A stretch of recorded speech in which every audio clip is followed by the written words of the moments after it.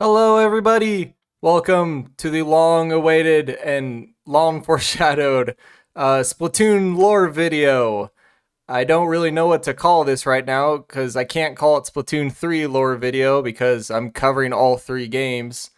But yeah, this has been a long time coming, and real quick, thank you all for 50 subs. We hit it really fast compared to the last subscriber special.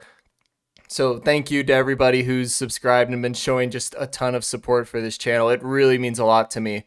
So before we get into this, I just want to kind of explain how this is all going to work because there is a lot here. So I'm going to be starting with the Sunken Scrolls, and I'm going to be starting in the first Splatoon game, then I'll go to 2, then 3. I have 3 tabs open right now that just has a list of the scrolls. And there's like 79 of them. There are a lot of scrolls here. And I knew, because somebody pointed it out in one of the older Splatoon videos, but someone pointed out there was a lot of lore to Splatoon. And seeing that there's 79 total scrolls, not counting the boss scrolls or the amiibo scrolls, like, oh, there's a lot of lore here. So I have no idea how long this video is going to be, but it's a special occasion, so I'm just going to try to get through it all. So what I'm going to do is I'm going to start with the Sunken Scrolls, like I just said. Then I'm going to try to do the Octo expansion memories.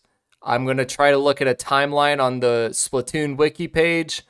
And I'm going to then try to get to Alterna logs. That's not going to be like the order this all goes in, but I just wanted to kind of list out everything that I'm going to be going over. I don't want to like elaborate too much on this because we got a lot of lore to cover.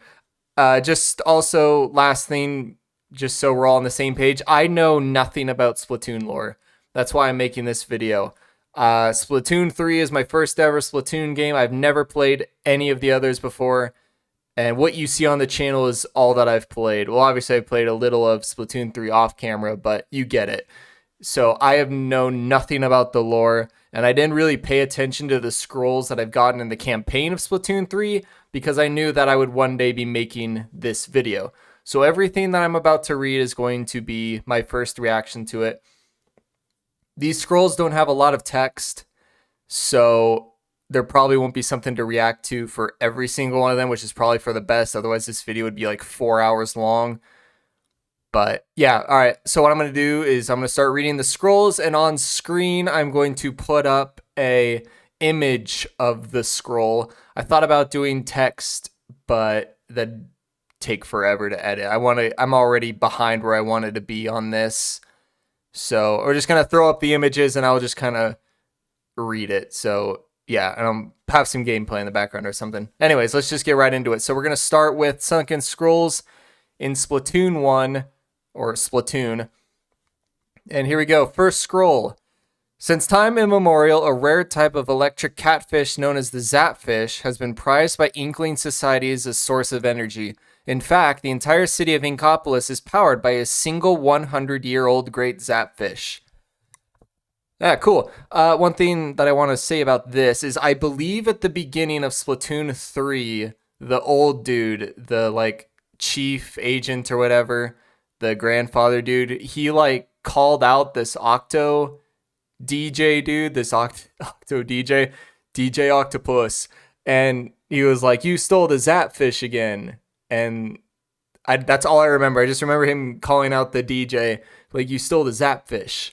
So I am aware that there was some sort of a Zapfish. See, I always just thought it was like a deity to them, but I didn't know it was like the source of power. Maybe I did and I just forgot.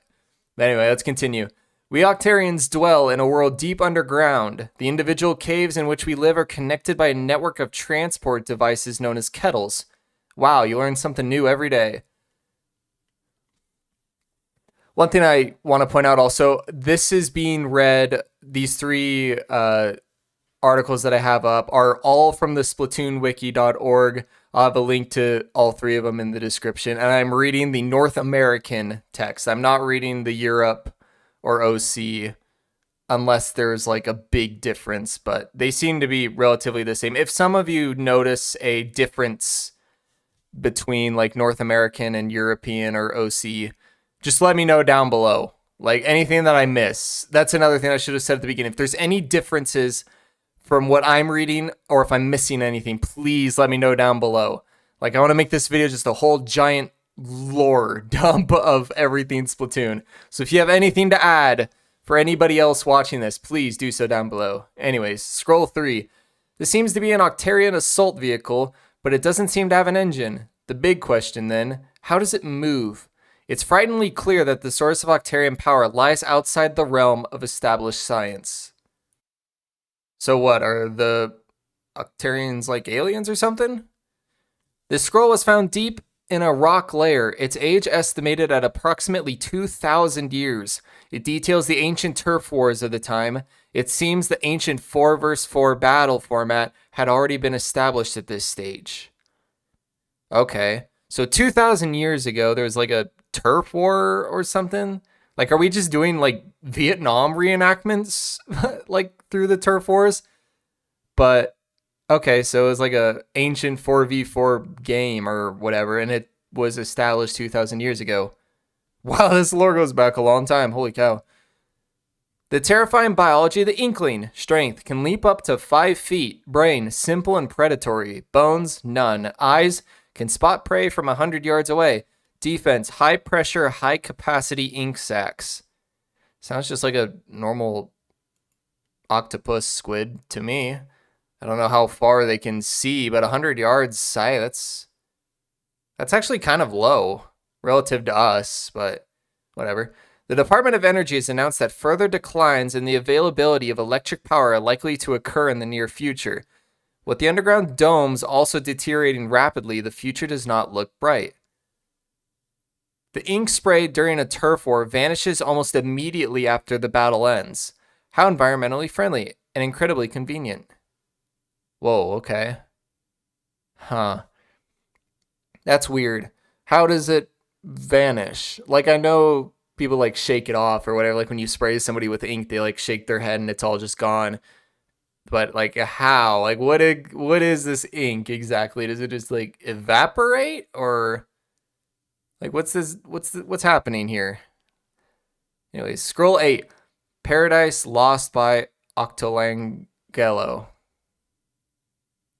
Okay. It seems that some Octarians can assume humanoid form. These specimens have superior physical capabilities and are highly aggressive. High-ranking individuals have kelp on their heads, but what motivates them, if anything at all? Oh, okay, so kelp is like a crown to them. Some Octarians are assuming a humanoid form. Some, but not all. Okay. So they're like normal, just Octarians just kind of swimming around. With creatures of the surface driven to extinction by rising sea levels, the ancestors of Inklings were free to haul their 10-legged bodies up onto the abandoned land. This is how the mollusk era began. Oh, that's kind of a weird photo. Like there's just a little squid just growing legs and arms and just walking up. Like, hey, what's up, everybody? Oh, that's weird. Okay, so hold on. Is this like teasing human extinction? Because with creatures of the surface driven to extinction by rising sea levels. So how did creatures of the surface become extinct from rising sea levels? Like there is still land, obviously. That's what the games are on. Hopefully it goes more into that. And if they're referring to humans or not. I don't know if humans are a part of this or not. Anyways. Twice a year, the Inkopolis Collection Fashion Show captures the hearts, minds, and wallets of the city's youth. Is there no room in these creatures' minds for anything but battle and fashion? Okay, so they seem to be style and competitive based. I respect it.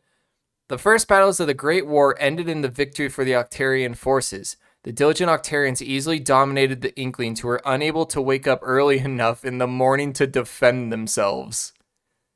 Okay, so Octarians just beat the shit out of the Inklings because the Inklings didn't have alarms yet. That's tragic. Heralded by loud explosions, the great octo weapons quickly stormed the Inklings' central stronghold. Victory for the Octarians seemed all but certain due to a plug being carelessly pulled from its socket. Their hopes were dashed. Okay. Lady Luck shone down on the Inklings, and historians today agree that the Inklings' victory over the Octarians was mostly due to the superior number of limbs. Oh, it's the cat dude from the Turf War. Yeah, look at him. Oh, he's like a war hero. Whoa, they look really humanoid. What? Whoa, why do they look? Oh my gosh, they're basically just us, but with like tentacles. This is the only existing photograph of legendary Squid Break Splatoon. The young man folding his arms appears to be the leader. When the picture was taken, the Great Turf War had been raging on for over a year. Oh, it's the cat again. Whoa, why does he look different? Or is that a different cat? Oh, but this dude, the old dude, he has the cane like the... Wait, is that the old Gramps dude? No way. Hold on, they have to explain more into that, right? Before the Great Turf War, there were amicable relations between the Inklings and Octarians. They couldn't have dreamed that rising sea levels would force them to battle fiercely over the remaining territory. Okay, so like there's two different species. I think I knew that though, because somebody pointed out in a comment for the other video that you could change your character from an Inkling to an Octoling. I think that's what it was. Okay, so there's like race wars going on then, if that's the case. Okay. So they were all just one happy family, then they were forced onto turf by rising sea levels, so they fought each other, if that's the gist of it. Okay. These two cousins from Calamari County won Inkopolis' first annual youth folk singing contest.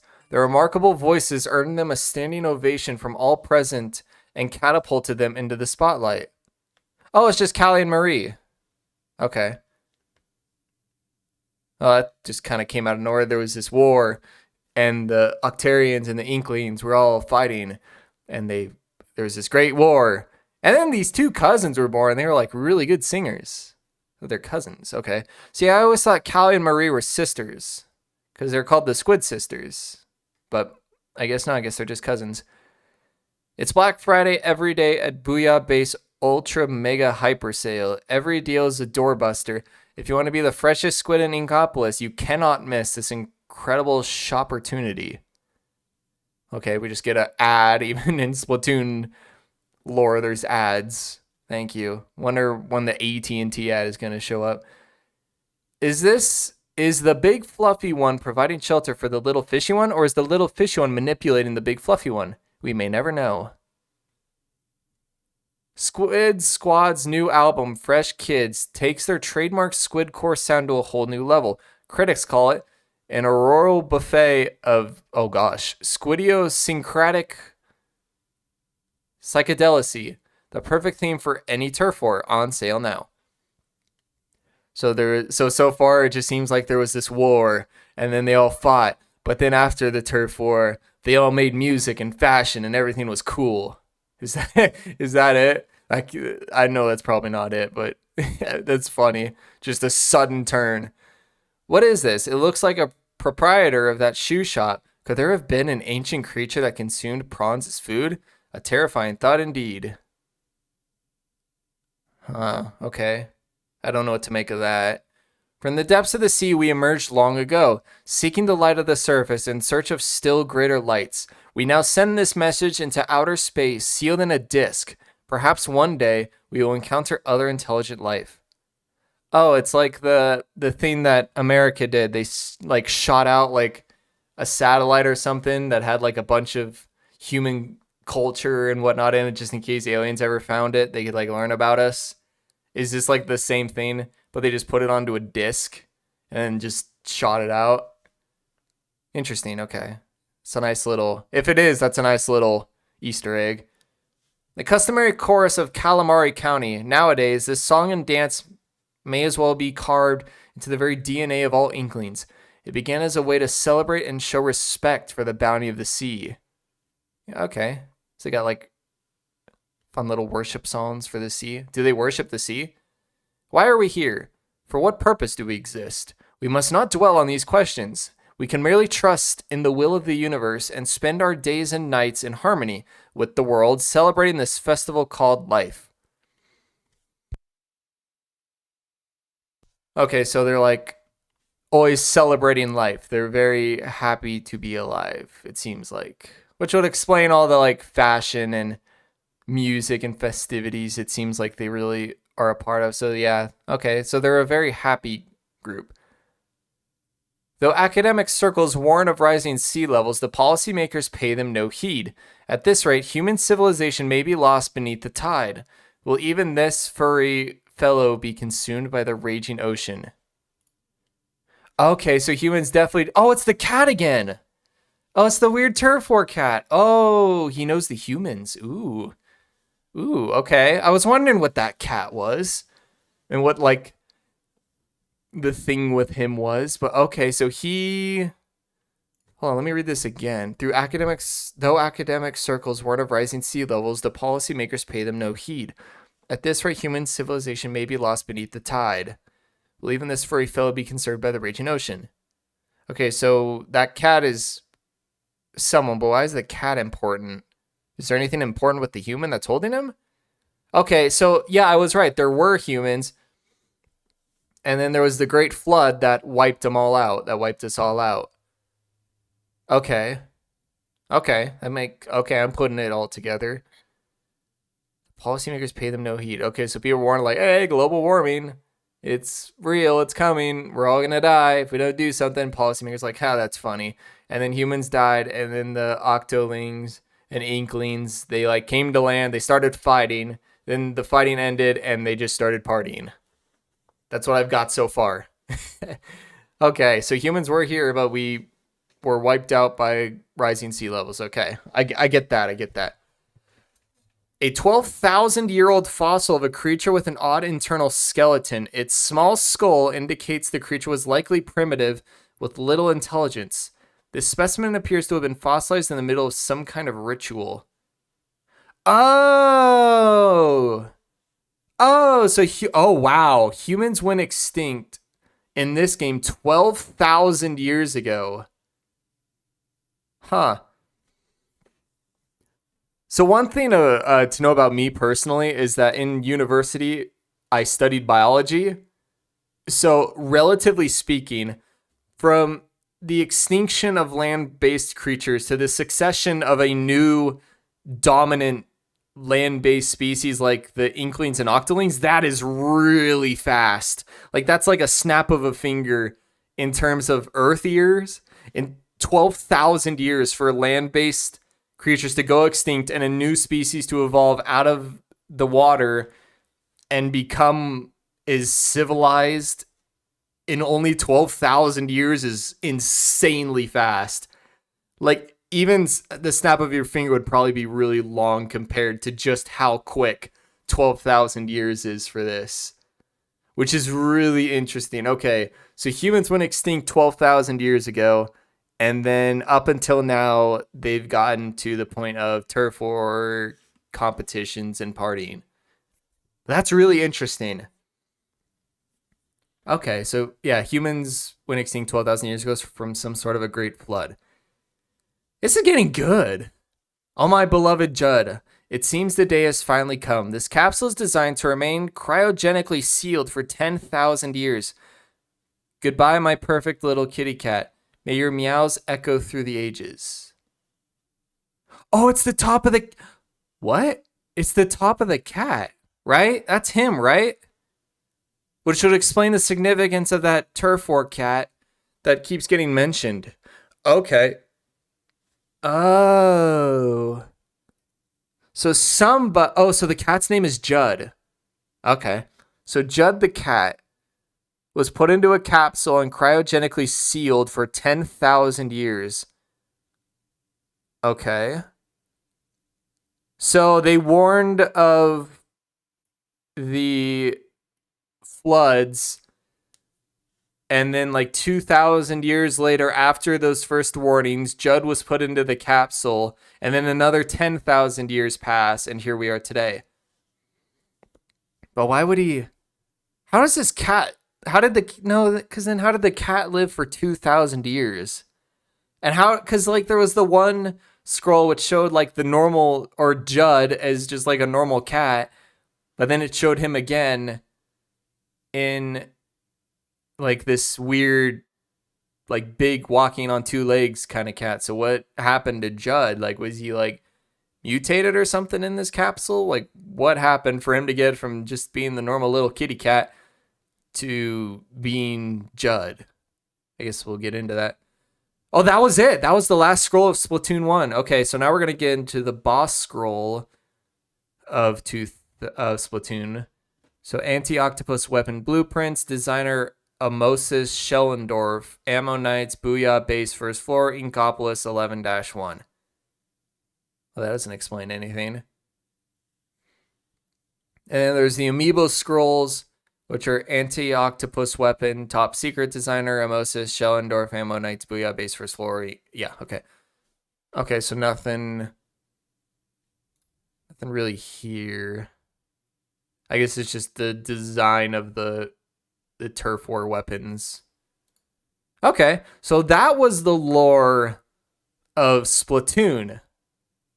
So basically, 12,000 years ago, humans were there on Earth, and there was rising sea levels from global warming, and people were like, hey, this is bad, we gotta do something about this, but the politicians are like, nah, it's good, fam. Judd gets put into a capsule, and then the flood happens, and then 10,000 years pass, and then he comes out, I guess. Judd obviously had to have come out of the capsule because he's hosting turf war games. And in that time, the Inklings and Octolings became land-based, and now they're just chilling. So that seems like the lore of Splatoon 1. Okay, so down below, let me know if there's anything that I missed. This was 20 minutes. Holy cow, this is going to be a long video. Okay, so now let's read Splatoon 2. That rolls off the tongue, actually. Splatoon 2. Okay, let's start with Scroll 1 from Splatoon 2. Oh, wait, it didn't mention anything about Callie and Marie.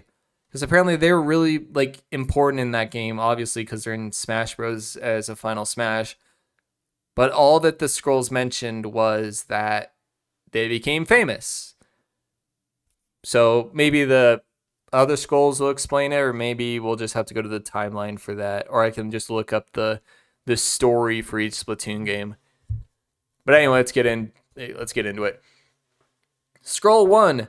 A shockwave struck while one young lady was performing at a recent youth folk singing contest, doing damage to the venue. Fortunately, no one was injured. It's just the girl just freaking out like, ah! Okay. Music heads are still buzzing over that legendary underground show 2 years ago.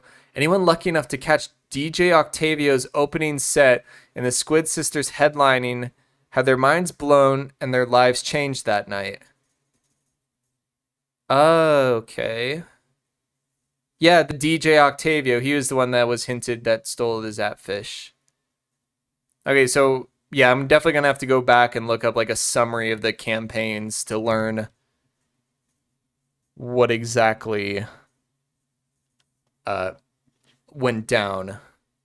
Because I still don't understand what all Callie and Marie's role was in that first one. But wait, if they were with DJ Octavio, does that mean the Squid Sisters were like antagonists?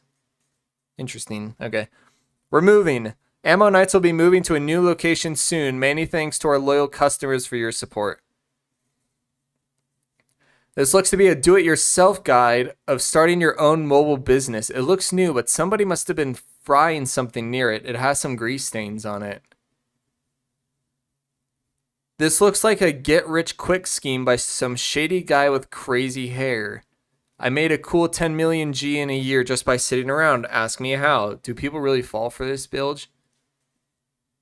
No, I don't recognize the character on it. Okay. Even in Inkopolis, they have scams. What could have happened to the two embracing? No matter how one loves, there are always different aims. Love can take a great many forms, whatever the era. Okay, there's a weird looking person there. And some music and a guitar pick. Many travelers find themselves in Inkopolis Square at some point in their journey. Youth from far-flung seas gather in this colorful hub of comings, goings, meetings, and farewells. Okay, so Inkopolis is just like a great big metro, like a big tourist city from all over the world. But how do they get there? I guess they take trains, because that's how McChicken got to Inkopolis at the start of Splatoon 3. She was just on a train, and there was that one fish who just looked like he was baked off his ass. Okay, so that makes sense. That's interesting, though. But they still have deserts, though, because I was in a desert area, but there was a flood. So wouldn't, like, the desert biome be gone since there's just a excess of water? Unless, like, a bunch of the water went away or something. I don't know, maybe they'll get to it. Inkopolis holds its famous card game tournament once a year. This year, first-time entrant Gelfonso appeared on the scene and promptly set about decimating the competition. He walked away with the first-place trophy. Oh, it's like those cards that we get in Splatoon 3 after, like, ranking up your catalog or something. You get, like, card packs. I haven't really explored that too much. I might have to, because it seems like they're also a part of lore. See, I just thought it was one of those pay-to-win things. Like, oh, give Nintendo money and you get better cards to be better online. That's just how I thought it was, just because that's just seems to be the trend for games these days, unfortunately. Net the freshest gear around. Get the abilities you've always dreamed of. Orders will be fulfilled by that weird kid with the spiky hair. Interested? Send inquiries to Annie. Hey, shouts to Annie. I have a cousin named Annie. Shouts to you, Annie. There's a new fish in the sea. Come check out the shoal. The most entertaining destination in Inkopolis is now open. Oh, okay. So was the shoal introduced in Splatoon 2 then? Moving on. Major changes to regulations by the powers that have led to a call for complete replacement and overhaul of all special weapons. Designers and manufacturers are struggling to comply with this new regulation. Okay, so they just had a weapon change. Seems like. Unless that's like slang or code for something. These must be photographs taken by some young adult Inklings. These so-called twinklings trying to convince their peers that their lives are exciting and full of meaning? Or are they trying to convince themselves? Okay, so they got rebellious teen Octolings or Inklings. Or both. Okay. How long do Inklings and Octolings live? Like, how old is McChicken? Like, somebody probably knows, or we'll figure it out here. Because McChicken, I always just had in my head canon that she was in her, like, 20s or something. But maybe McChicken's a teenager. I don't know. The most fashionable gear is crafted with the latest in textile technology. Heating materials to produce smooth curves or distressing stiff fabrics to increase suppleness and change their look are common techniques. Okay, so it's just like, they gotta look fashionable. But one of the scrolls from Splatoon 1 kind of mentioned that they're all about like fashion and design and being out there, I guess. So yeah, we knew that. The latest research has produced startling revelations about Inkling ink. One thought to simply disappear after a while, Inkling ink is actually a rapidly disintegrated by airborne microbes. Okay, well that answers my question of how does the Inkling ink disappear? Because the first Splatoon game said that it just vanishes, it goes away, very environmentally friendly and very convenient. Okay, but here we now know that it's just disintegrated by airborne microbes. Okay. I mean, it makes sense, but where does it all go? Like that, like matter can't be destroyed. Like that's like a law that matter doesn't, you can't destroy or create matter. It can only transform. So where is it going? Like, does it just bond with something and become oxygen, or does it like become water or something? Like what's happening to it? Are we like polluting the Inkopolis world by laying down ink? Like what I need, the inner chemist in me is asking so many questions.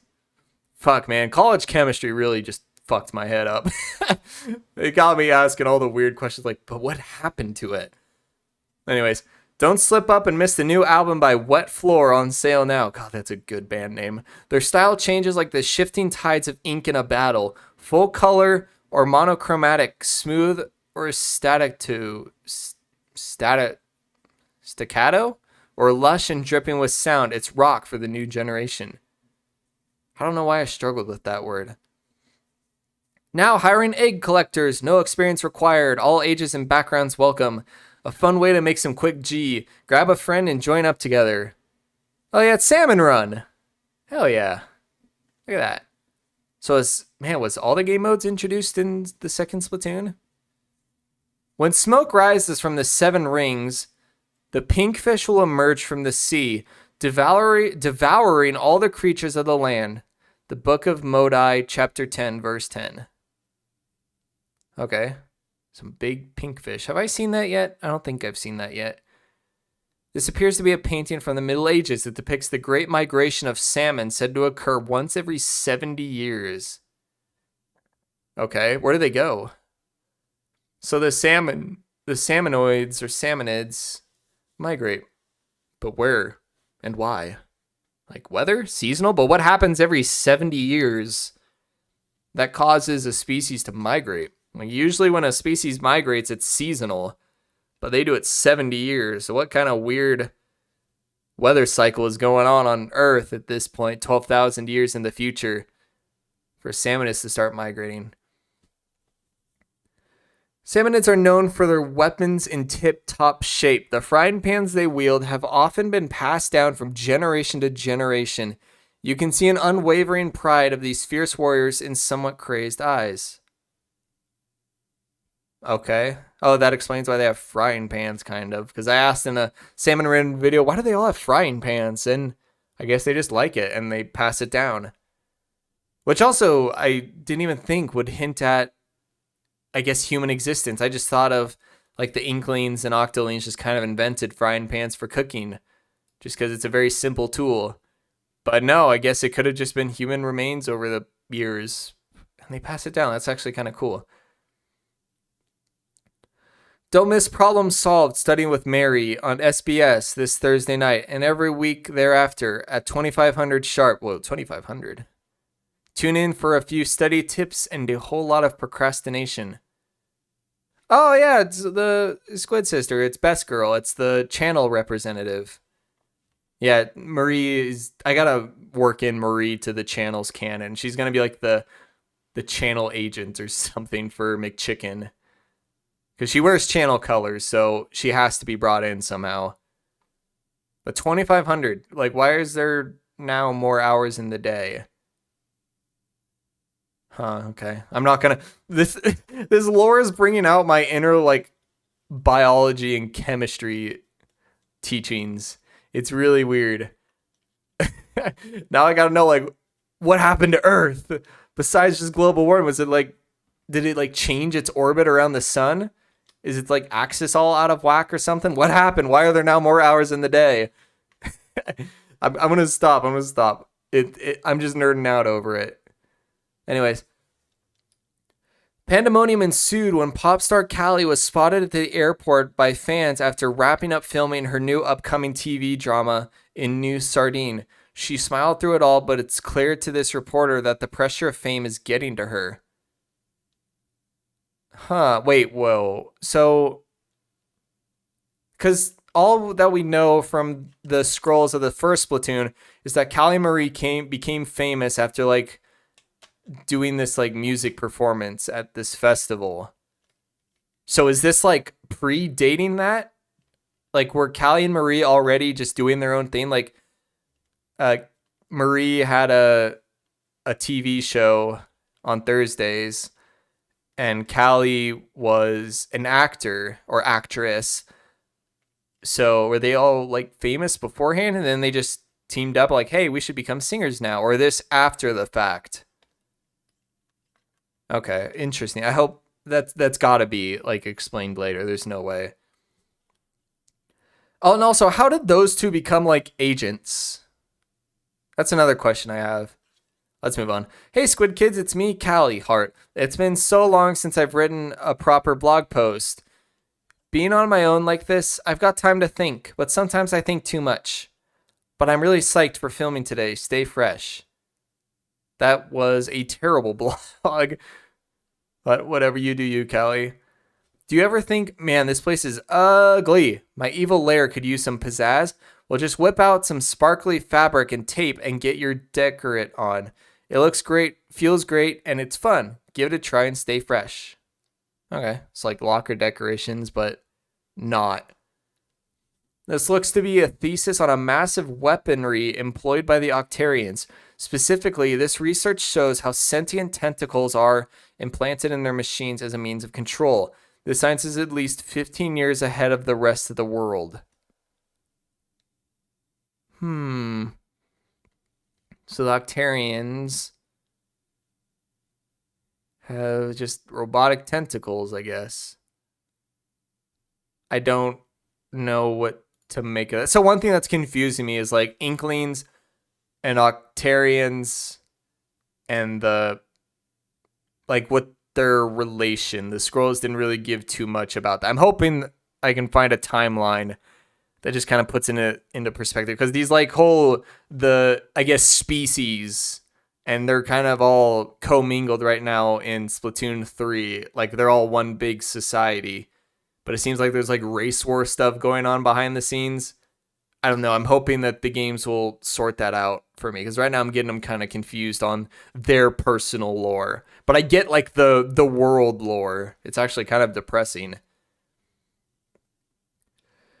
My dearest Callie and Marie, stop. On a research trip to the Cape with Agent 3. Stop. Maybe late, but left dinner in the fridge. Agent 3, is that us?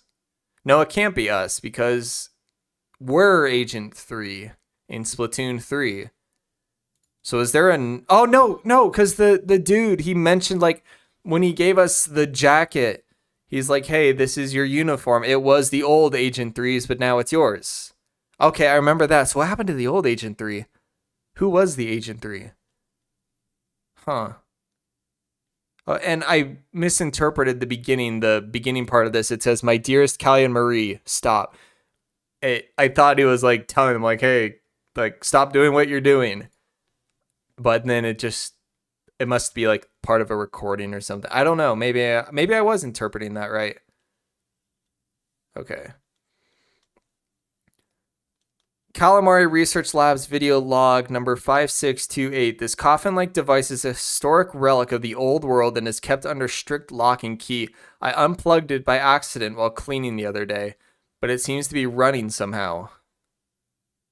An ancient relic of the old world. Oh, it's the capsule! Oh, they're gonna free the cat, and then he's gonna go on a rampage.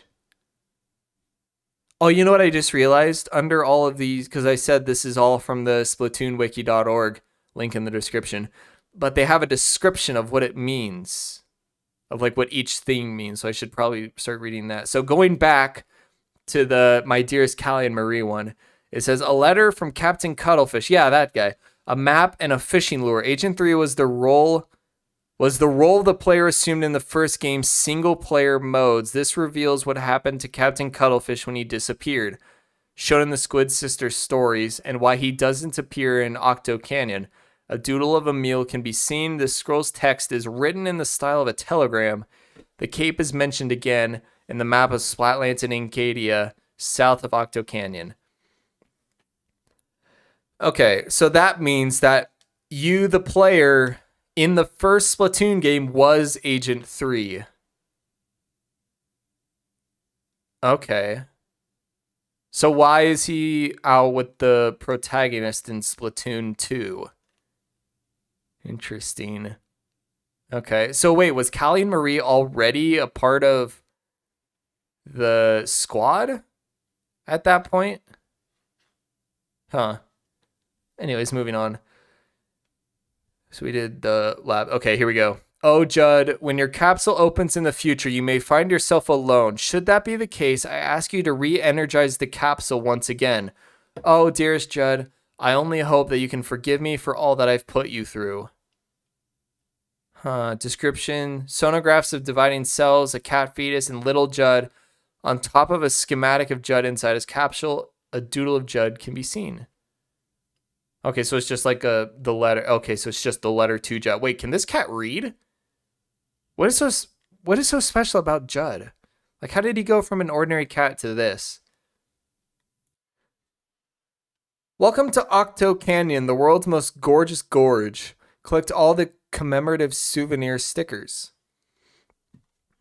Okay, so that must be like a world thing or something in Splatoon 2. Oh, that's it. Okay, so that's all the lore of Splatoon 2's scroll. That didn't really explain a whole lot to me. Like, I have more questions now.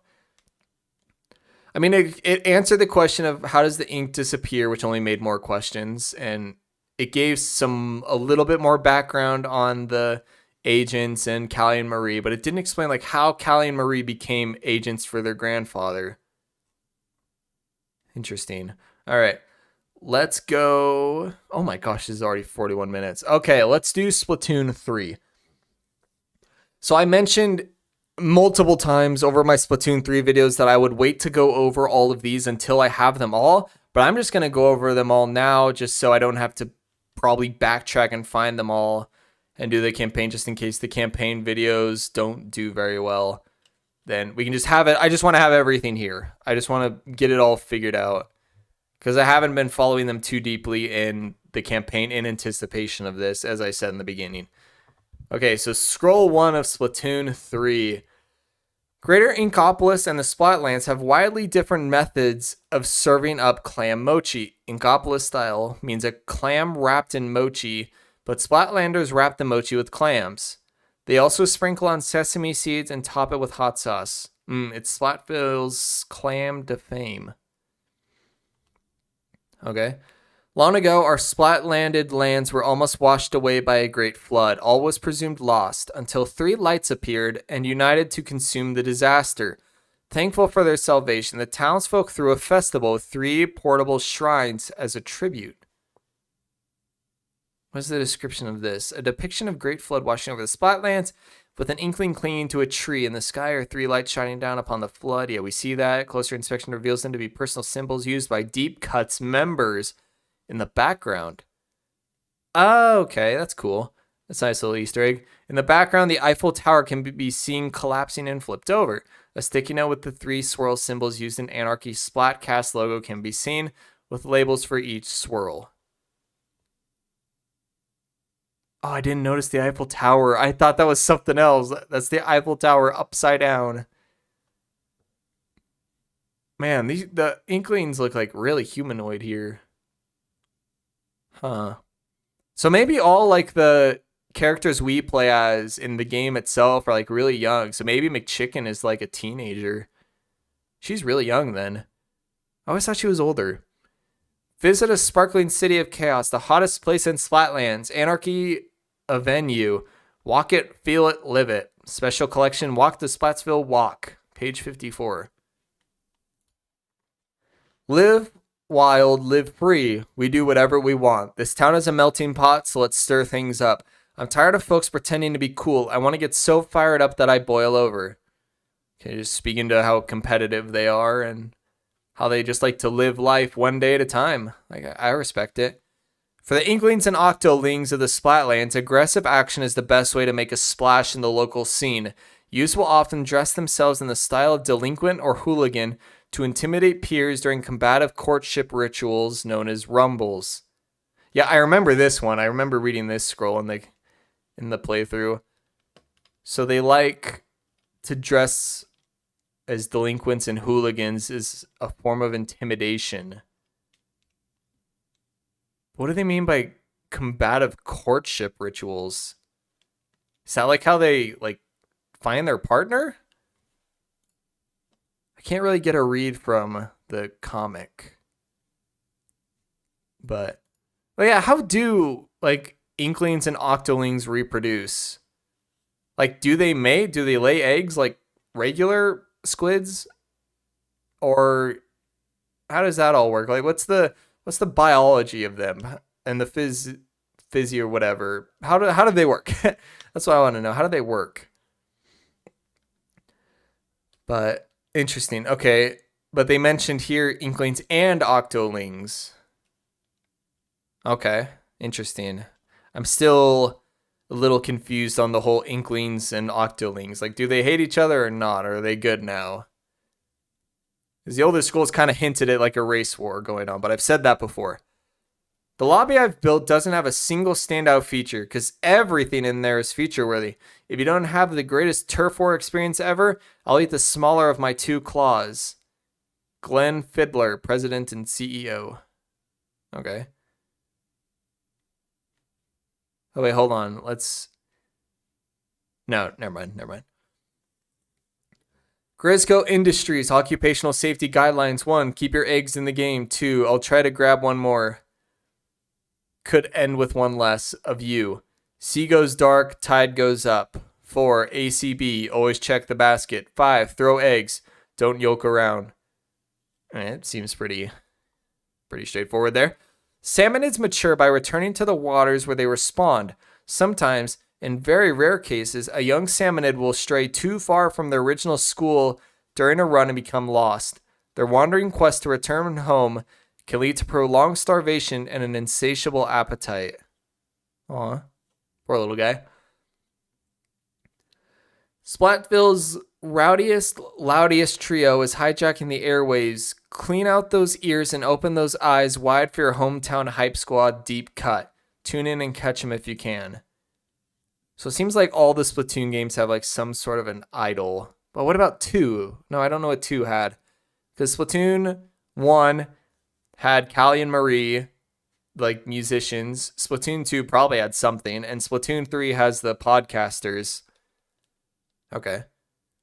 A hungry blade, a sharp grin in a wild warrior's hand. It bites just once. A flash, a slash, a sudden shudder. Shredded remains sink down, down, down like falling snow.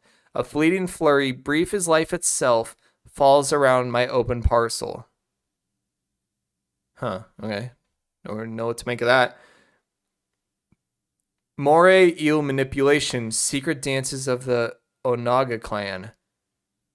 First, soak the dry ground like a welcome summer rainstorm. Second, stir up a whirlpool to summon winds from the rocky shore. Final, as 100 eels take flight, follow them to the promised land. So what's the description of this? An illustration resembling a Hindu religious painting, depicting masked figures which closely resembles Fry. There are 3 figures in total, each displaying a step of the secret dance. A photograph of one of the masks is in the left-hand side of the page, alongside various sticky notes that illustrate different eel formations. The Onaga family tree is scribbled underneath. Okay, so it's like Fry's people? Right? Is that what it's getting at?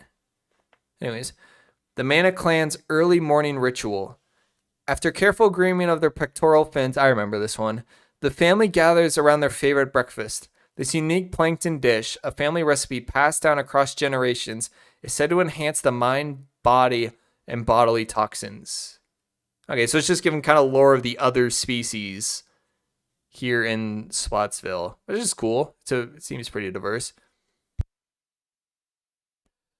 1 year after expanding his business into a new region, bombarding the Splatlands with over 20,000 hours of rapid-fire weapons chatter, his steel scopes are aimed at a new horizon. What's next for the so-called Arsenal ambassador? Okay, so it's just like a newspaper ad or something. Hashtag Pond Snail like a boss. Hashtag Eddie is gnarly. Hashtag Chaotic Sunshine. Hashtag Fresh Headgear. Hashtag Shellfish be Fresh Fish. Hashtag Master of Merchants. Hashtag Nautilus Introspection. Hashtag Got That Golden Ratio. Hashtag Get Out of Your Shell. Hashtag Not Coacher for Life. Okay. Mana Wardrobe. We are temporarily closed so that we may restock. Cash only. No photography or influencers allowed, ever. We've run rather low on paper bills. We're always open. Your fashion emergency is our fashion emergency. Oh, I read that wrong. Your fashion emergency is our fashion emergency. Do not touch it until you have paid for it. Man, pretty strict business there. As they grow, crustaceans such as the coconut crab frequently shed their shells to allow further growth. Because strong sunlight encourages this shedding behavior, this may explain why Splatland's crustaceans often grow to be far larger than their counterparts in other regions. That's kind of cool. Yo, Barry C here, Hotlantis' hottest only owner. I got a split for a bit to stock up on stock, but it's all good.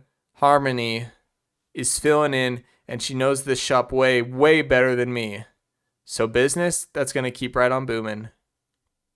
These Splatoon 3 ones are weird. Frying out here in Scorch Gorge, it's more ways than one. Sweaty shell, hashtag biking trip. Letter of employment, new Squid Break HQ, first Splatoon. Adjustments, promoted to captain with emoluments of pay grade 33, Craig Cuttlefish. A former document inside a booklet depicting the Cuddle Gear logo with a photograph of Callie, Captain Cuttlefish, and Marie in the crater. With Captain Cuttlefish holding the formal document, a sticky note on the top left features a diagram of the Cap of Legend, whereas the top right has a sticky note with the Cuddle Gear logo with various annotations beneath. Yeah, okay, and that's Callie and Marie wearing their outfits in Splatoon 3, so this is fairly recent. And like old, but how? That's what I want to know. How did they become agents? Also, how did they go from a TV show actor to musicians to agents? Hopefully, they explain it here. Oh, speaking of them, Thursday night, Friday morning at 1 a.m. It's the 100th episode of Marie After Midnight, and a special guest stopped by to help me celebrate. My cousin Callie. It's a Squid Sisters Gab Fest. We could not stop talking. Not kidding. We went over the scheduled end time by 5 hours. Oops. Don't you just hate it when that happens? We get talking with the boys and then 5 hours pass and you're like, oh, whoops. So now it seems like Callie and Marie have a show together.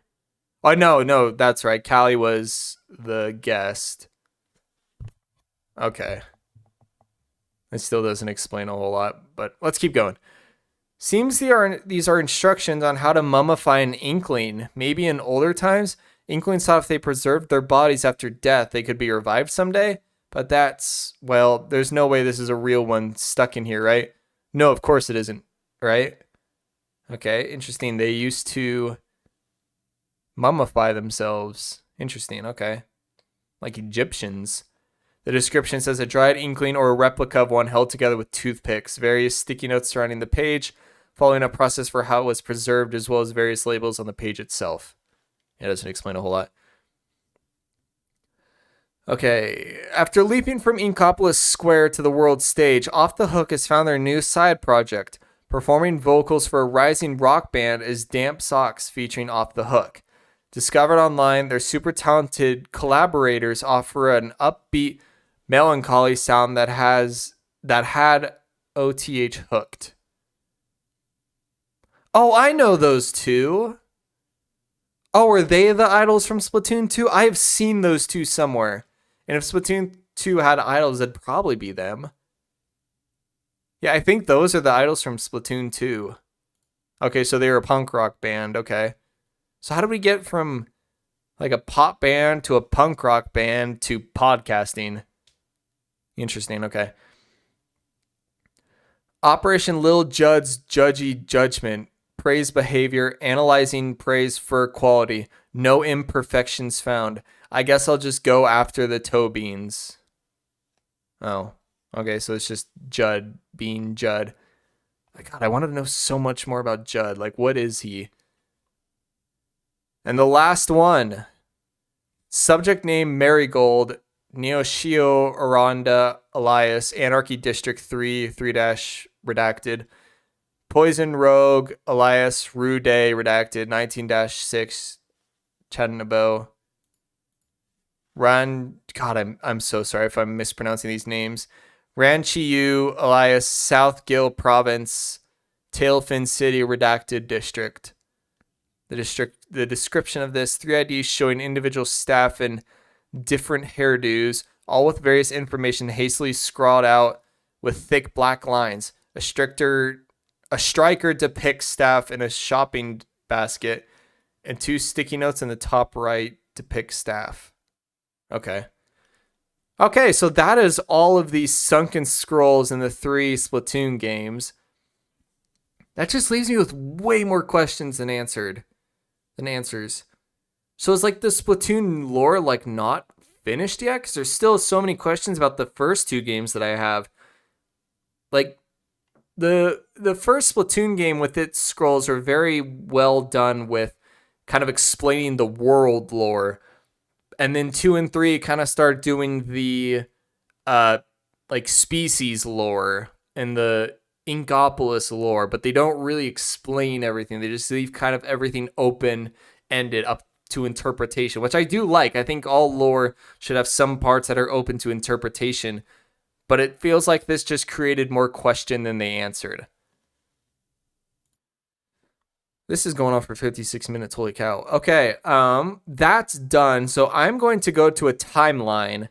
I'm going to throw up on screen. This is from splatoon.fandom.com/wiki/timeline. Link also in the description below.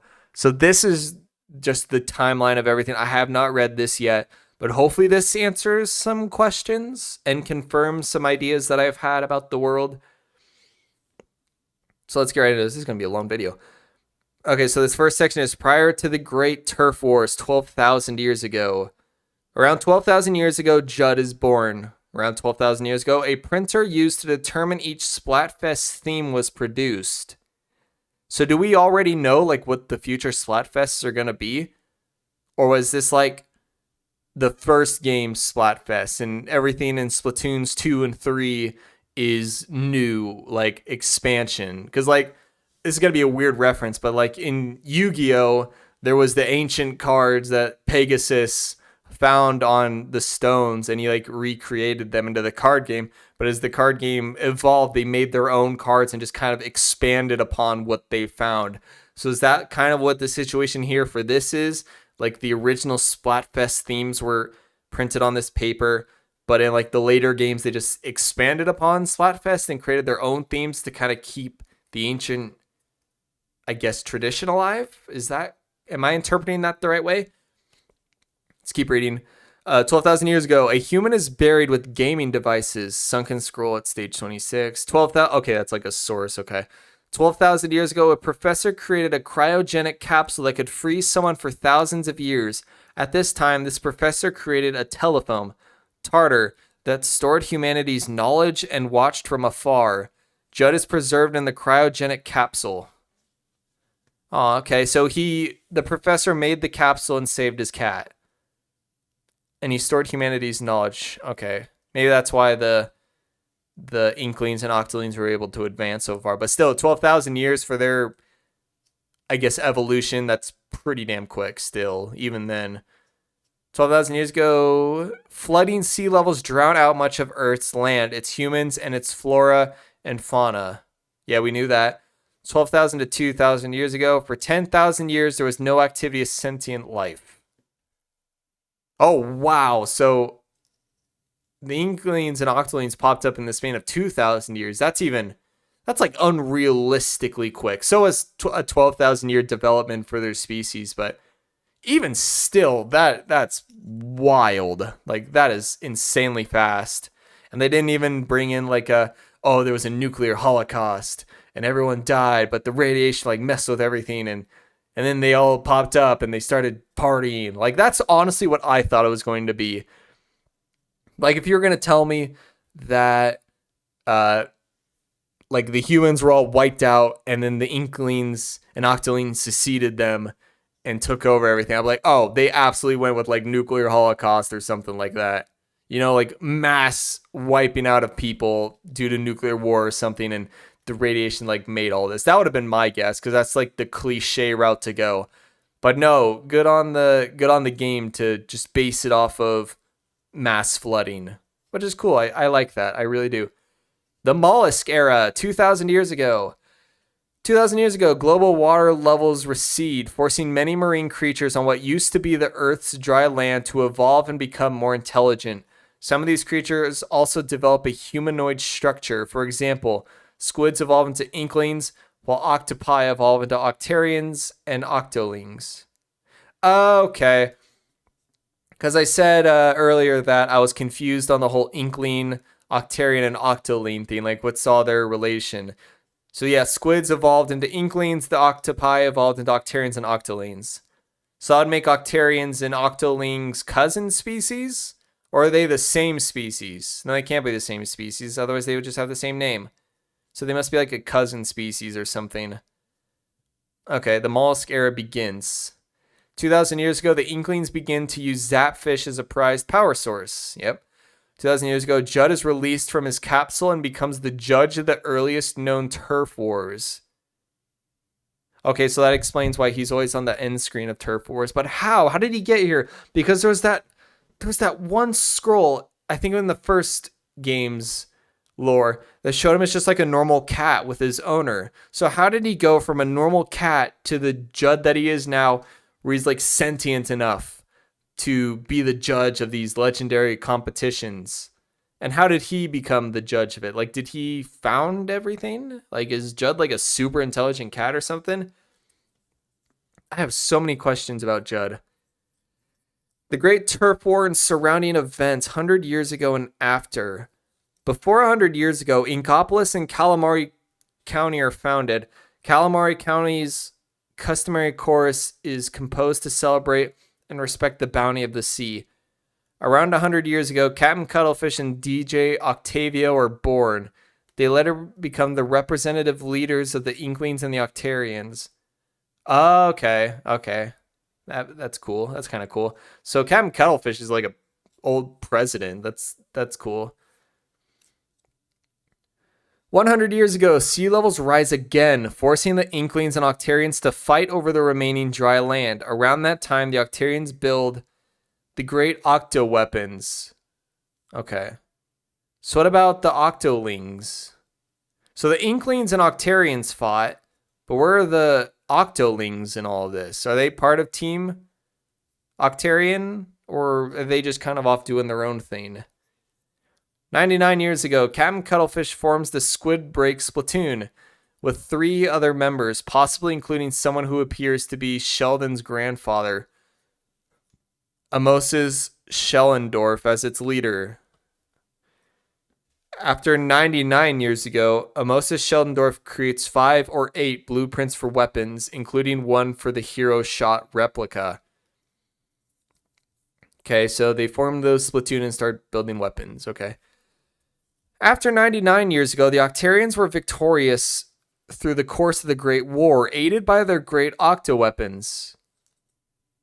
Okay, however, a plug being pulled off Oh, what? Hold on, that was worded weird. However, a plug being pulled off deactivated their weaponry, allowing their Inkling enemies to prevail and defeat them. The Octarians were later forced into hiding into Octo Valley, where they built and lived underground domes. Oh, that's like in Fire Emblem, the Agarthans, those who slither in the dark. They had the war with the Nabateans, and they lost, so they had to go underground, and they became known as those who slither in the dark. Spoiler alert for 3 Houses. And actually, not really. That's like deep lore in Fire Emblem. But interesting. Okay, so somebody pulled a plug and deactivated their weapons. Do we know who that is yet?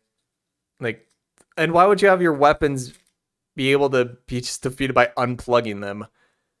That's interesting. Okay, but again, where are the Octolings in all of this? Ooh, maybe the Octolings did it.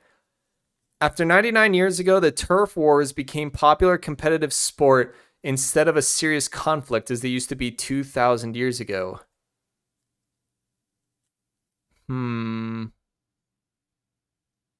Okay, so recent...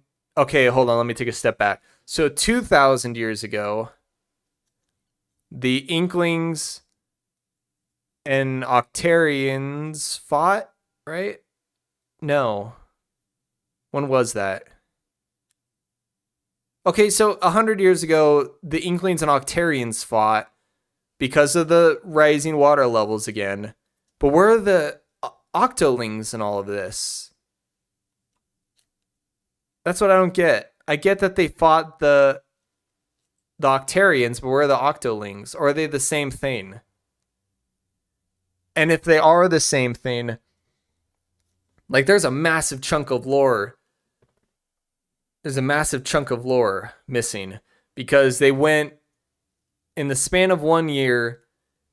Because apparently, according to this, because it says after 99 years ago, and then it goes to after 99 years ago again. So in the span of 1 year, they created, in the span of 1 year, Captain Cuttlefish forms the Squid Break platoon, makes a bunch of weapons to fight the Octarians. They defeat the Octarians, and then Turf War becomes a popular competitive sport instead of the conflict. That all happened in 1 year. That is a lot. There's a lot of lore missing there. Because anybody who has ever followed any history at all knows that just because a war ends doesn't mean that everybody's all buddy-buddy. So if the Octolings were involved in the war and they were fighting the Inklings, in theory, because it doesn't say anything about that, why are they all now, buddy-buddy and doing these great big, events and these turf wars and these big metropolis and whatnot? Like, there's a lot of lore missing there. Maybe it'll explain it, but it just shows all here in the span of 1 year. The Splatoon is founded, they create weapons, they defeat the Octarians, and now they're all friends. Except the Octarians who had to go underground. But but again, this confusion is based off of the idea that the Octolings and Octarians are like, or were of the same side. I know that they're different species, or cousin species, or however you want to put it, but I don't, you get the point. There's a lot of lore here that's missing. Maybe it'll explain it, but it would have been listed here, I would think, because of this. Yeah, there's a lot. Maybe Splatoon 4 will cover that, but again, anyone down below, if you know like what I'm missing here, please let me know, because there's like a bunch of lore missing there. And here we are, Splatoon present day. Around 30 years ago, DJ Octavio begins his career as a disc jockey. Around 30 years ago, the Octarians' underground domes show signs of collapsing and begin to lose power. Oh, hold on, I just had an epiphany. So because in the beginning of Splatoon 3, you go through like that first world, you fight DJ Octavio, and then you like fall through the ground in this big underground world. So that has to be one of the underground domes. And it shows signs of collapsing because we collapsed through it. Interesting, okay. So the campaign of 3 takes place in one of the underground domes, which I assume is one of many. But why do they have a rocket down there? I guess I'm not that far in the campaign yet. Around 20 years ago, Pearl is born. I don't know who that is. Who is Pearl? Oh, it's her. She looks weird. She looks funny looking. Okay. Around 20 years ago, Marie and Callie, the Squid sisters, are born in Calamari County. Okay, so Callie and Marie are 20. They're 20 years old. Okay. They're younger than I thought. I thought Callie and Marie were like late 20s. Okay. Around 18 years ago, Agent 3, Agent 4, and Agent 8 are born. And then below, there's some question marks. Hold on. So let me see. Agent 3, Agent 4, and Agent 8. Okay. Agent 8 is referred to as number 10,008, is the protagonist Octoling of Splatoon 2's single-player mode. Octo expansion, and the player's character in multiplayer modes. Respectively, they can be male or female. Yeah, okay. So they're the playable. Agent 8 is the playable character in Splatoon 2. Okay, Agent 4 is the protagonist Inkling of Splatoon. Oh, wait, what? Oh, okay. No, hold on. Oh, I'm sorry. I got that wrong. Splatoon. Agent 4 is the protagonist Inkling of Splatoon 2 single player mode, hero mode, and the player's character in multiplayer modes, respectively. They can be made male or female. Agent 8 is the protagonist Octoling of Splatoon 2's single player mode and Octo expansion. Interesting. Okay, so if you, again, I don't know Splatoon 2's campaign, but I assume like you can choose like which species you are. So you can be like, if you choose to play, again, if you played Splatoon 2, let me know, because I have no idea. I'm just going to throw out a guess here. So my guess is that if you played Splatoon 2, you get a choice. Like, do you want to play as an Inkling or Octoling? If you choose Inkling, you become Agent 4. And if you choose Octoling, you become Agent 8. Like, is that it? Because both of these pages state that these characters are the protagonist of the single player mode, if the players should choose to do so. Oh, age, look at this. Okay, so they're aged 14. Okay, the Octarian Agent 8 is aged 14 to 16. Wow, they are young. And Agent 4 is 14 years old in Splatoon 2 and 19 in Splatoon 3. Wait. Huh? Wait, where's Agent 4 in all of this? Oh, let me read I'm gonna sidetrack here. I'm going to read this Agent 4 stuff. This is Agent 4. As they are Inkling who joins Captain Cuttlefish's new Squid Break Splatoon to rescue the Zapfish in Splatoon 2, Agent 3 is away with Captain Cuttlefish. So another Inkling, the protagonist, Agent 4, follows Marie to find her missing cousin Callie and stop another Octarian theft of the Great Zapfish. Okay, so you play alongside Callie and Marie in this one. So they're agents by Splatoon 2. That's another question. Like, what happened for Callie and Marie to go from like idols and musicians to agents? I'm not going to read the rest of it. Okay, let's read history, and let's read history for this. In Splatoon 2, the role the player takes in the single player has been replaced by Agent 4, and Agent 3 was mentioned various times throughout the game as on a mission with Captain Cuttlefish. Agent 4 initially went to Inkopolis for an unknown reason, but got swept up in Marie's quest to save the great Zapfish and her cousin Callie. In Octo Canyon, Agent 4 completes various missions to retrieve stolen Zapfish, defeating many Octarians along the way. Eventually, Agent 4 confronts DJ Octavio and the brainwashed Callie, rescuing the great Zapfish, freeing Callie, and finally restoring Inkopolis' power supply. Okay, that doesn't help me much. Okay, let's read some trivia. This is usually where it's helpful most. Again, this is all still Agent 4. Based on Marie's dialogue stating that Agent 4 is 2 years older than Agent 3, one can assume that Agent 4 is at most 18 years old, while Agent 3 was about 14 years old around the events of Splatoon and would be around 16 years old during the events of Splatoon 2. This has been a topic of confusion and debate within the community, with many believing Agent 4 to still be 14, noting that Inkling's similar physical appearance to those of the first game.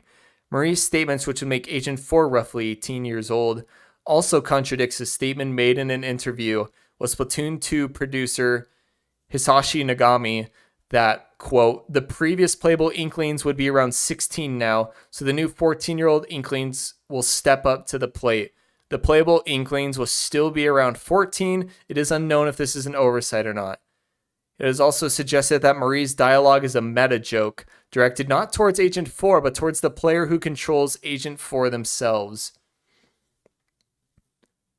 And, okay, I'm just going to skim through this. Okay, it can be presumed that Agent 4's canonical gender and appearance is that of a female Inkling with short tentacles. There's no available images of a male Agent 4, and all promotional art has been depicted Agent 4 as such. Interesting. Okay, so Agent 4 is canonically a female. Okay. So, yeah, Agent 4 is just the playable character in Splatoon 2, while Agent 3 from the first game is missing.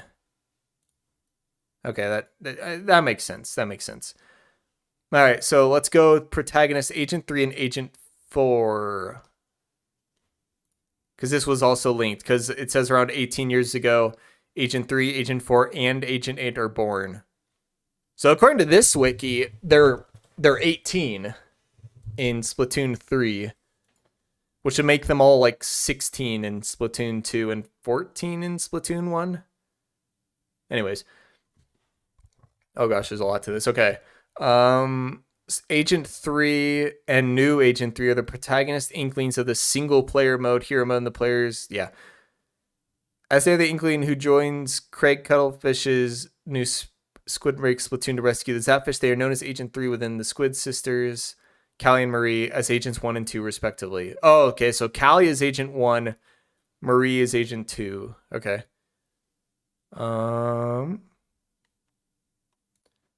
Oh, okay, here we go. In Splatoon 2, Agent 3 is away with Captain Cuttlefish. So another Inkling, the protagonist Agent 4, follows Marie to find her missing cousin Callie and stop another Octarian theft of the Great Zapfish. In Splatoon 3, Agent 3 is given the title Captain of the new Squid Break Splatoon, replacing Craig Cuttlefish, who has retired and passed down his title, leaving the position of Agent 3 open for new recruits. Oh, okay. So that silent person that's hanging out with Callie and Marie in Splatoon 3 in the campaign is the old Agent 3 from the first Splatoon game. Wow. Okay, that's actually really cool. They brought back the original Agent 3 and just made her the silent protagonist. Oh, that's cool. I love that. That is so... Oh, wow. I did not know that. What a callback. Wow, okay. I don't... That's awesome. I did not know that. That's awesome. Okay. I know I keep saying that, but wow. Okay. So going back to the timeline. So Agent 3, Agent 4, and Agent 8 are born 18 years ago. Okay, in an undisclosed amount of time ago, Inkopolis hosts its first annual youth folk singing contest. Marie and Callie win the contest, and their career and fame as singers begin. Pearl is kicked out of the same contest. Okay, why? I don't think the scrolls explained why Pearl was kicked out. Maybe it did, I don't know. Around 18 years ago, Marina is born. Undisclosed amount of time ago, Annie, Mo, Krusty Sean, that's a good name, Jalonzo, and Sheldon begin operating their shops at Booyah Base. Spike also works at a back alley in Inkopolis Plaza. High Tide Era, Squid Squad, and the Chirpy Chips perform their popular music, and after moving to Inkopolis, Marie and Callie also began their career as announcers for Splatfests and other events in Inkopolis news as the Squid Sisters. Huh. So in an undisclosed amount of time, Callie and Marie win a contest, become famous singers, and then become announcers and hosts. So where does this fall in with like their shows? Again, that's another thing that I need kind of straightened out for me. Okay, here we go. Splatoon 2. Unknown / before Splatoon 2. Grisco Industries is founded and managed by Mr. Grizz. The Salmonids migrate to the irrigated waters outside Inkopolis as they undergo their salmon run every 70 years. They also prepare to attack Inkopolis. Marina defects from the Octarian army to become a citizen of Inkopolis, and with her friend Pearl, they start their own group, Off the Hook. She also becomes a fan of the Squid Sisters. Flo, Bisque, and Gelfonso begin operating their shops, where Sheldon joins them as he relocates his Ammo Knights shop there. Okay, here we go. Squid Sisters. Here we go. Now we're getting the good lore on them, because I have so many questions about those two. Marie wins the final Splatfest that she and her cousin hosted. No Splatfests occur for a while until the arrival of the new band Off the Hook. Inkopolis Square becomes the new hub for Turf Wars, and Inkopolis News Studio has relocated to one of its buildings. Callie and Marie spend more time apart in variety shows and music shows, respectively. Marie goes to Calamari County to visit her parents and returns back to Inkopolis. She then searches for Callie. Marie goes to Octo Valley and finds that Captain Cuttlefish's shack has been abandoned and the snow globe containing DJ Octavio has been broken. DJ Octavio later gathers the defeated Octarians and establishes their new base at Octo Canyon. The Great Zapfish is stolen again, plunging Inkopolis' residents into unease. Marie goes to Inkopolis Square to seek a recruit to investigate the Octarians and find Callie. With the Squid Sisters being absent, Off the Hook enters to take their places as musicians and hosts for Inkopolis News. They also host the first Splatfest since the Squid Sisters' abandons. Okay, I have a theory. I haven't read ahead. I'm reading this as you guys hear it. So what I think, this is just my theory.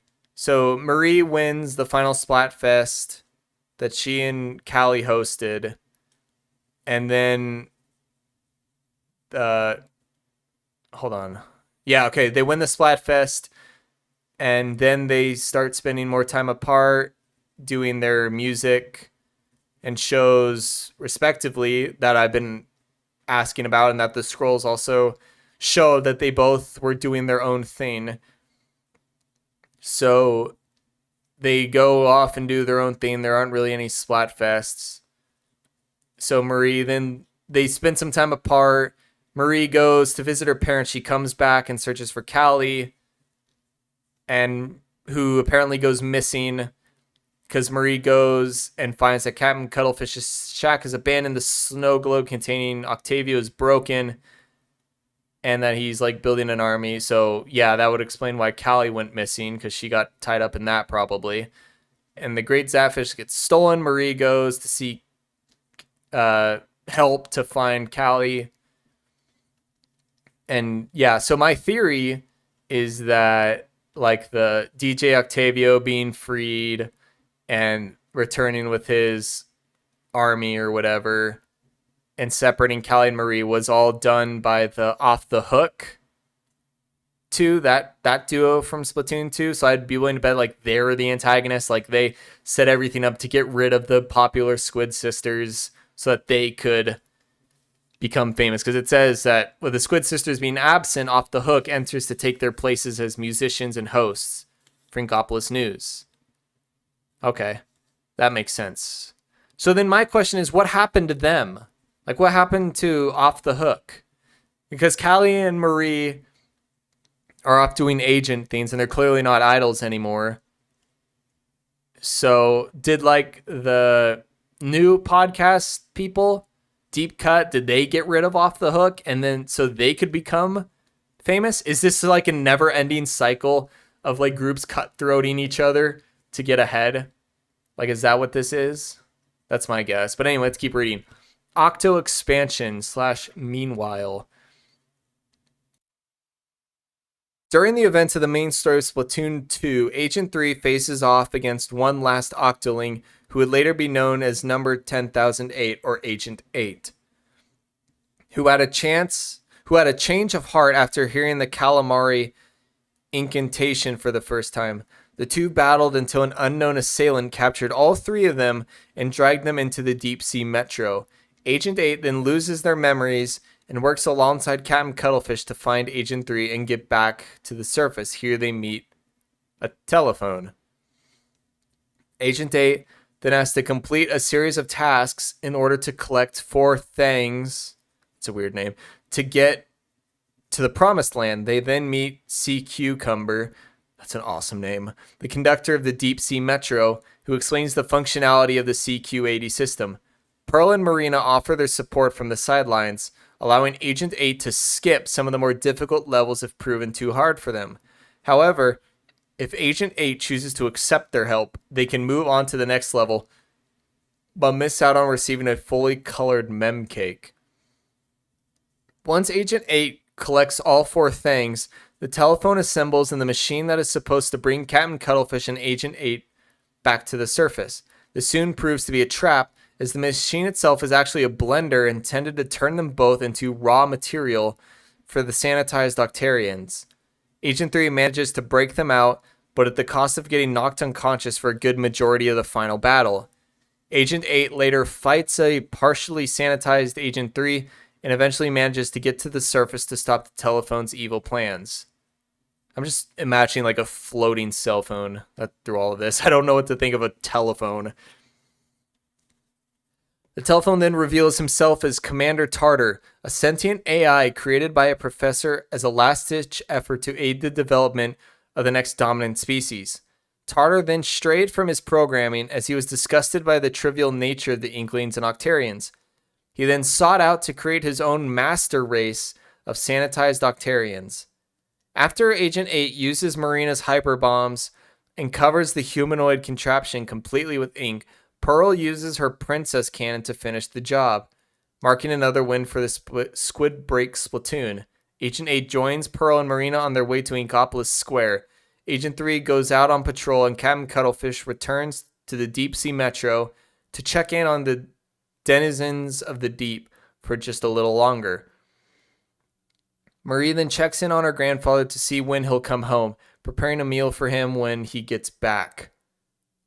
Okay, so the Pearl and the other Marina, so they weren't antagonists then, because here in the expansion at least they're like helping, unless this is like after the campaign of 2, the like change or whatever, because it says Agent 8 had the change of heart. So I take back what I said earlier about Agent 4 and 8 being one of the same, who you just choose between based on which species you wanted to play as.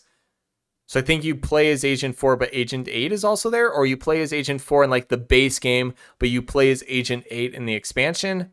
I'm still kind of confused, but yeah, no, my thought on that has definitely changed. Okay, so here's the story. A certain Inkling follows Marie to Octo Canyon, where she appoints them as Agent 4.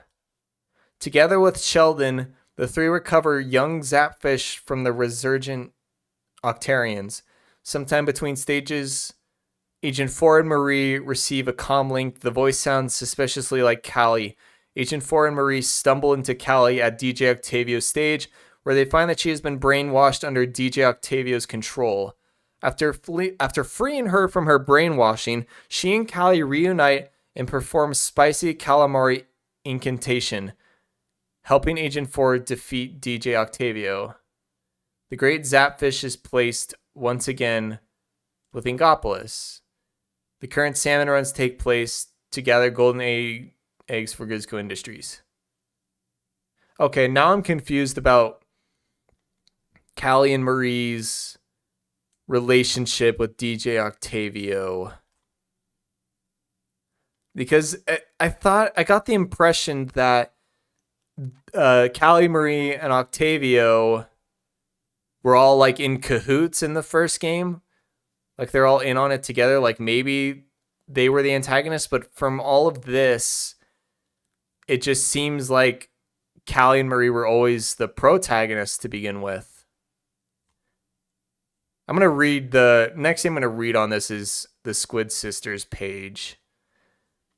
Just because I have so many questions about these two. Oh, that was the end of it. Okay.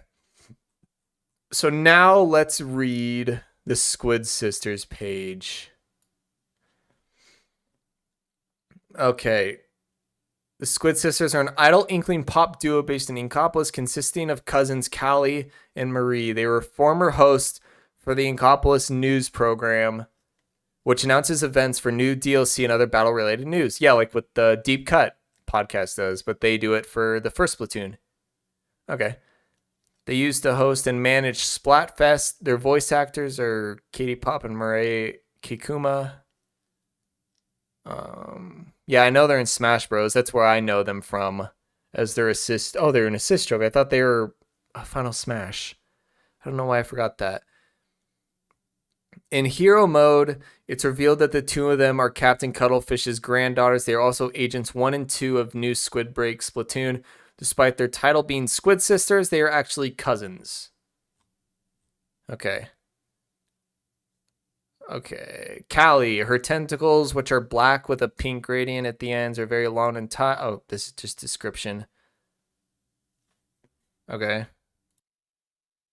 So I've just been reading through the article or the wiki page here for these two, and it's just going over what we already know, that they were hosts for Splatfest in the first game, and they joined up with Cuttlefish in the Splatoon. And there's this really cool picture here that shows their outfits change based on like what team they're on in the Splatfest, which is really cool. I'll throw it up here on screen. But yeah, that's actually really cool. I don't think that the Shiver, Fry, and Big Man in 3 did that. But here you can clearly tell that Callie and Marie are changing their outfits. Like their undershirt for their dress changes colors, and then they change the color of their tights. And no, I don't think they changed their shoes. So yeah, it's just their shirt and tights change to be colored with the theme. That's actually really cool. I really like that detail. That would have been really cool to see in person. I wish they do that for the new one. Okay, here we go. Here's the history. So now we're going to get the lore of these two. Callie and Marie were from Calamari County, where they were born and raised. After they won Inkopolis' first annual youth folk singing contest, they moved to Inkopolis, where they began their careers as announcers for Splatfest and musicians. Okay, so their announcers came first. Okay. When first beginning Splatoon's hero mode, Captain Cuttlefish refers to the player as Agent 3. They are the third agent of the new Squid Break Splatoon to fight off the Octarians. He even states that the equipment given to the player is a hand-me-down from the previous 2 agents. Towards the end of the hero mode, it is heavily implied that Agents 1 and 2 were in fact Callie and Marie, respectively. Although other clues, Agent 1 almost refers to Agent 2 as Marie, and the Squid sisters are seen reporting on the return of the great Zapfish while pretending not to know how it came back. Okay, so they like knew. Okay. After Cuttlefish is kidnapped, the Squid sisters will serve as the player's mission control unit. DJ Octavio is why is that worded like that? The Squid sisters will serve as the player's mission control unit. DJ Octavio is defeated. Okay. Also, as stated in the Sunken Scrolls in the dialogue for refighting DJ Octavio, Callie and Marie started their career after they won a singing contest. Okay, we know that. Okay, after Splatoon and Splatoon 2. After the last Splatfest of Splatoon, the Squid sisters grew in popularity, but Callie and Marie took separate paths, leading to the events of Splatoon 2. The story of Callie and Marie's separation was told in Squid Sisters Stories, a series of stories made available on official Splatoon websites. Okay, so they started off as they won the singing contest. Then through their singing contest victory, they became announcers for Splatfest. And through their Splatfest, they became really popular, which led them to go their separate ways to pursue individual projects, like their shows and music and whatnot. So they got separated, which leads to the story of Splatoon 2. Okay, I'm caught up on that. 9 months after Callie vs. Marie Splatfest, the Squid sisters rocketed to even greater fame as the biggest stars in Inkling society. However, after they released their first solo recordings, they began following separate paths. Marie began putting on solo concerts, appearing on music shows, and even starting a career in theater. Their schedules allowed for little quality time spent together, but when they were together, their relationship seemed to be intact. Unfortunately, shortly after planning a trip home to Calamari County together, Callie disappeared. Fearful for what they may have happened to her, Marie soon found that DJ Octavio had escaped his prison and the great Zapfish had disappeared again. With Captain Cuttlefish not around, Marie moved to Inkopolis Square, taking a break from her career and going into hiding. That took a bit of a twist. So Marie goes missing. Callie goes missing. Marie finds that Octavio escaped prison and the Zapfish is missing again. And with Captain Cuttlefish not around because he was with Agent 3, I remember that him and Agent 3 went and were doing something together. Marie just decided to move to Inkopolis Square and took a break from her career and go in. That doesn't make sense to me. Like, your cousin just kind of goes missing. Your grandfather's on a trip. So you just go into hiding? It'll probably explain more. In Splatoon 2, Marie recruited Agent 4 and Octocanyon to help rescue Callie and the Great Zapfish, taking Captain Cuttlefish's role as their main advisor and guide. After beating the Octo Shower, she and Agent 4 receive a call telling them to leave Octocanyon and never look back. However, Marie quickly realized that this caller was Callie, since she held the phone upside down, a trait that Callie has admitted to having. Callie also in the call, after defeating the Octo Shower, lied that the caller was definitely not her. Huh, okay. So, yeah, Marie was like, yeah, that's Callie. Everything just makes sense. And Callie's like, no, it's not me. And Marie's like, yeah, it is. Whatever. During Tide Goes Out, they learned that Callie had been brainwashed by DJ Octavio using his hyper shades and were forced to fight him and Callie. Marie was able to shoot off the hypno shades with a hero charger filled with low tide ink, slowly bringing Callie back to her senses and reuniting the Squid Sisters. Okay, so Callie sees Marie was brainwashed, and her first thought is to just whip out a sniper rifle and just start sniping Callie until she comes back to her senses. Man, Marie is awesome. Like, that's such a power move. None of this power of friendship bullshit. Marie was like, all right, well, eat lead. Marie stayed at Cuttlefish Cabin to look after Octavio while waiting for Cuttlefish to return, where she was later joined by Callie. They provided various stats and information about the player during their conversations with Agent 4. In Octo Expansion, during the Inner Agent 3 battle, Calamari Incantation can be heard.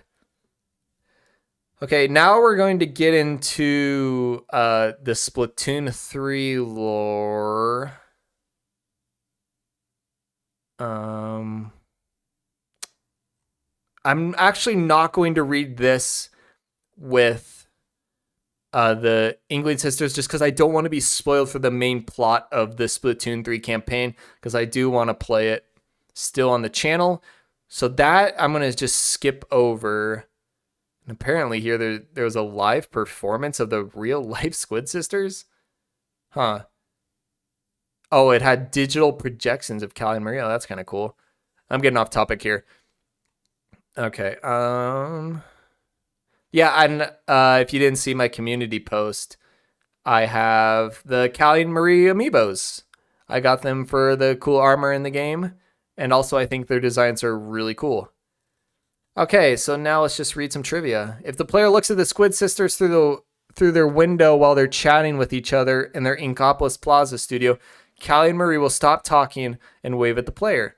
The Squid Sisters puns are all squid-based. In Octocanyon, when the player tries to shoot Marie, she will block the ink with her umbrella the same way as using a splatbrella and shake it off afterwards. This also happens in Return of the Mammalians. Okay. I'm not going to look at the other lore. Okay. Oh my gosh, it's been an hour and 40 minutes. I think this is going to break the record for the longest video on the channel. Interesting. Yeah. No, but I think we're going to end it here. This is going to take forever to edit. This is going to be a while. Okay. Yeah, that is, from what I can tell, the lore of Splatoon, of the Splatoon series. There's so much that is left unanswered, but honestly, I really like this lore. It's really depressing, and Callie and Marie have way more depth to them than I thought they did. I thought just seeing them in Smash Bros, I was under the impression that they were like the protagonists turned heroes in the first Splatoon game, but it seems like that wasn't the case, that they were always like the heroes just kind of helping out. And I thought that there really wasn't much else to them besides that. Like, they were the antagonists, they became heroes, and then they came back in Splatoon 3 to kind of help out with the Splatoon squad or whatever.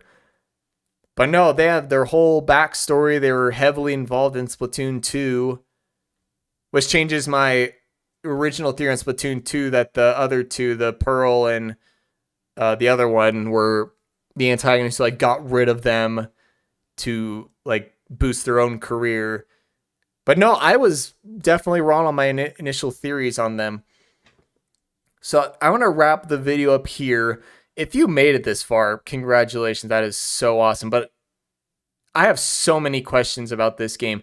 So those of you who made it this far, like, if you have any answers to any of the questions that I have, like, what's the deal with the cat, and like, how did he become like super sentient, and what's like the backstory for everybody, especially Callie and Marie. Yeah, any other information that I missed, leave it down below and let me know what your thoughts are. This is awesome. This was a fun video. This is a long video to make, but it was a fun one. Holy cow. But yeah, I don't know when this is going to come out. It's going to take a while to edit.